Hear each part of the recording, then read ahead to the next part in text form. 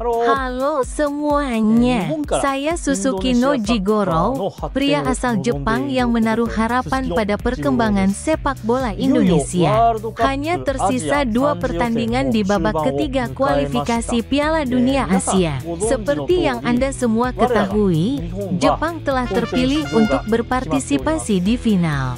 Sejujurnya, penggemar sepak bola Jepang menjalani pertandingan yang tersisa dengan santai. Namun, tempat lain di grup C belum diputuskan. Saya sangat penasaran apakah Indonesia akan mampu masuk ke slot yang tersisa. Saya juga terkejut dengan pergantian manajer dari Shin Tae-yong ke Kluivert. Tampaknya hal ini menimbulkan kontroversi di Indonesia, tetapi hal yang sama juga terjadi di kalangan penggemar sepak bola Jepang. Bukankah ini langkah yang buruk? Meskipun ada banyak suara yang mengatakan untuk menaturalisasi pemain yang lebih berprestasi, dan saya pikir mereka mendatangkan pelatih Belanda Kluivert yang memiliki banyak pemain dengan akar Indonesia. Ada beberapa orang yang berpikir seperti ini. Setelah tersingkir dari Piala Asia Tenggara, di mana pemain naturalisasi tidak berpartisipasi, mungkin orang mulai melihat bahwa kekuatan pemain bukan keterampilan manajer yang menyebabkan keberhasilan mereka di kualifikasi Piala Dunia. Beberapa orang telah menganalisis kualifikasi Piala Dunia melawan Australia. Saya menyaksikannya secara langsung, dan sejujurnya, itu adalah bencana yang membuat saya ingin menutup mata. Seperti yang diduga, beberapa penggemar sepak bola Jepang mengatakan demikian. Tetapi karena mereka memenangkan pertandingan berikutnya melawan Bahrain, sulit untuk mengatakan apapun pada saat ini. Pada akhirnya, saya pikir kita tidak bisa benar-benar mengevaluasinya sampai kita menyelesaikan 2 pertandingan tersisa. Indonesia perlu memenangkan 2 pertandingan berturut-turut di babak kualifikasi ketiga ini untuk lolos ke Piala Dunia. Tidak ada lagi kemungkinan untuk menerobos sendiri, dan seseorang harus bergantung pada orang lain. Namun, sebenarnya tim nasional Jepanglah yang memegang nasib di tangan mereka. Jepang akan bertanding melawan Australia, yang saat ini berada di posisi kedua, jadi kita hanya bisa berharap Jepang akan melakukan yang terbaik, dan saya yakin mereka akan mampu melakukannya. Untuk mencapai itu, Indonesia perlu memenangkan 2 pertandingan berturut-turut. Pertama-tama, mereka harus mengalahkan China dan membuktikan bahwa pergantian manajer adalah keputusan yang tepat. Jika kita tidak dapat menang di sini, maka pergantian manajer akan menjadi kesalahan besar. Saya sungguh yakin, kalau semuanya berjalan lancar, Indonesia akan menang.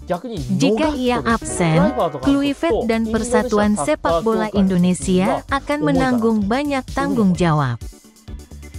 Di Tiongkok, fakta bahwa lebih dari separuh anggota tim merupakan pemain naturalisasi menjadi topik hangat. Tetapi di Jepang, reaksinya berbeda. Ya, tepatnya di Sapporo, topiknya ada di tempat lain.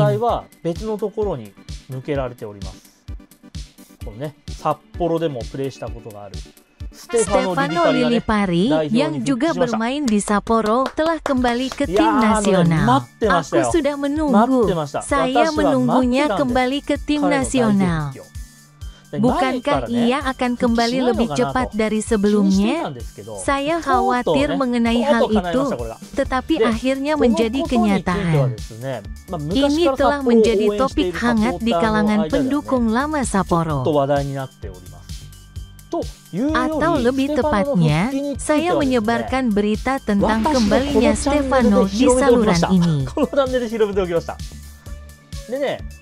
Itu nostalgia. Akan seru jika dia bermain di pertandingan melawan Jepang. Saya melihat latihan di Miyanosawa. Ada berbagai reaksi terhadap saya di Sapporo tahun 2014, jadi sudah lebih dari 10 tahun. Tentu saja, orang-orang yang baru saja menjadi penggemar tidak mengenalnya.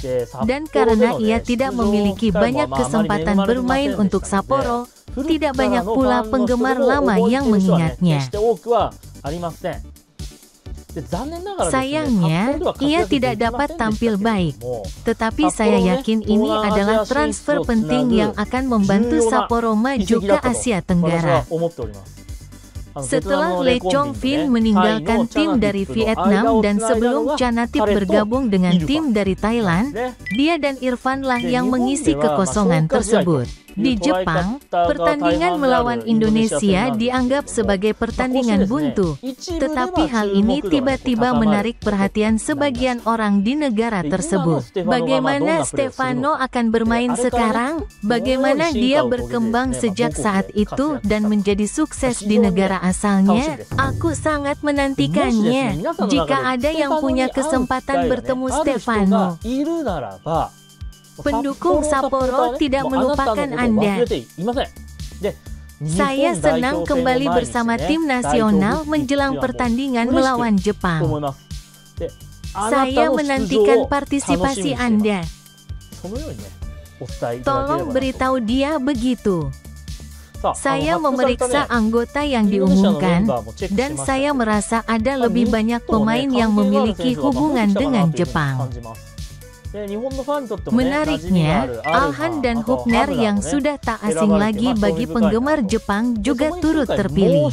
Dan kini, satu orang lagi telah ditambahkan ke dalam campuran. Sandy Walsh, yang bermain untuk Yokohama F. Marinos, juga telah menjadi pemain yang dikenal. Walsh telah menjadi pemain inti sejak bergabung dengan tim musim ini. Dapat dikatakan bahwa ia telah menjadi pemain Indonesia tersukses yang pernah bermain di J-League sejauh ini. Saya pikir dia juga memiliki waktu bermain terbanyak dalam game. Saya juga menonton beberapa pertandingannya. Saya menontonnya, dan sayangnya, terlepas dari kinerja Walsh, kondisi tim sangat buruk. Mereka mungkin terdegradasi ke divisi kedua. Kondisi tim sangat buruk sehingga permainan Walsh bahkan tidak muncul dalam radar. Sayangnya, kami, Sapporo, terdegradasi musim lalu.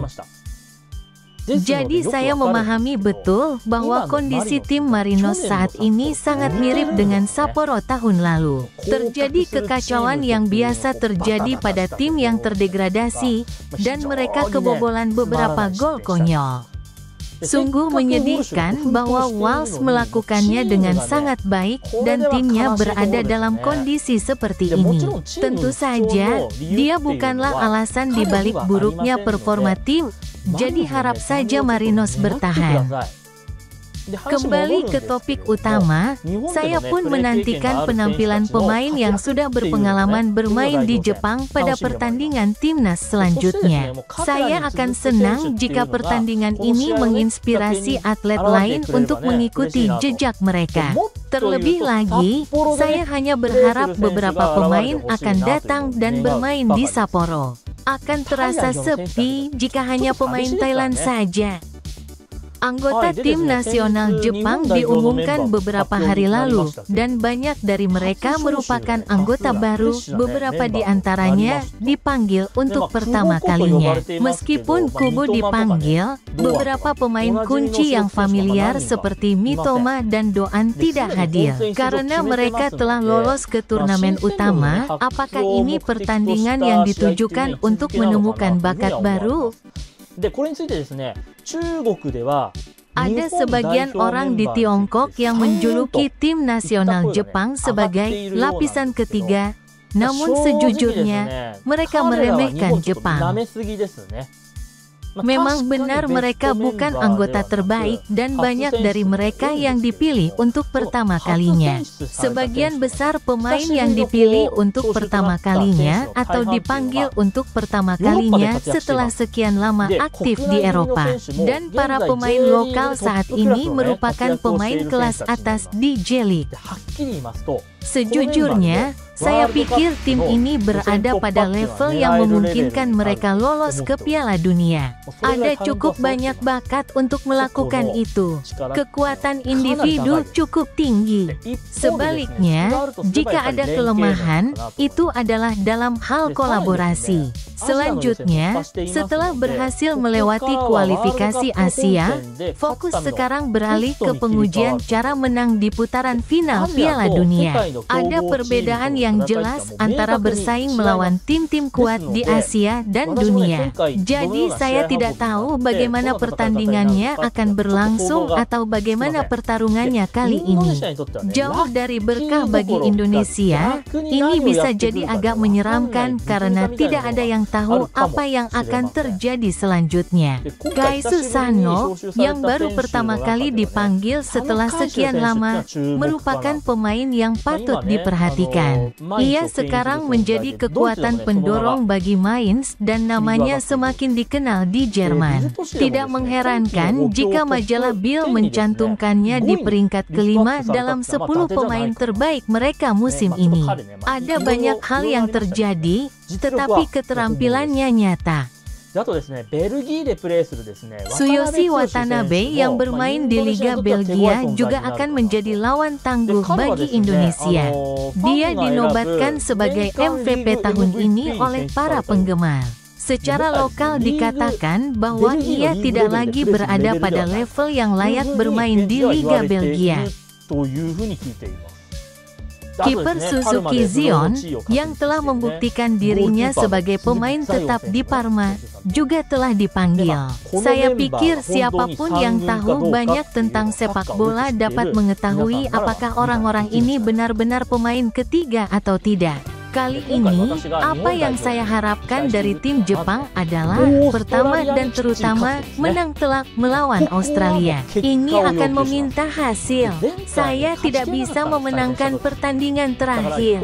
Saya harus membalas dendam. Sedangkan untuk pertandingan melawan Indonesia, yang saya nantikan adalah munculnya bakat-bakat baru serta isi pertandingannya, bukan hasilnya. Menang atau kalah tidak masalah.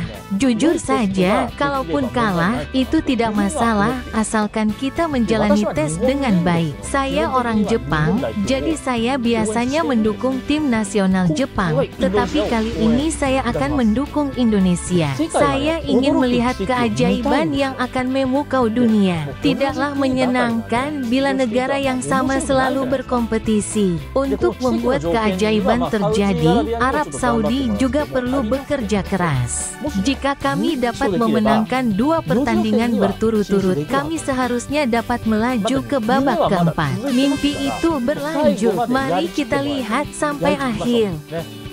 Jepang memang kuat, tapi tidak terkalahkan. Sekian untuk kali ini.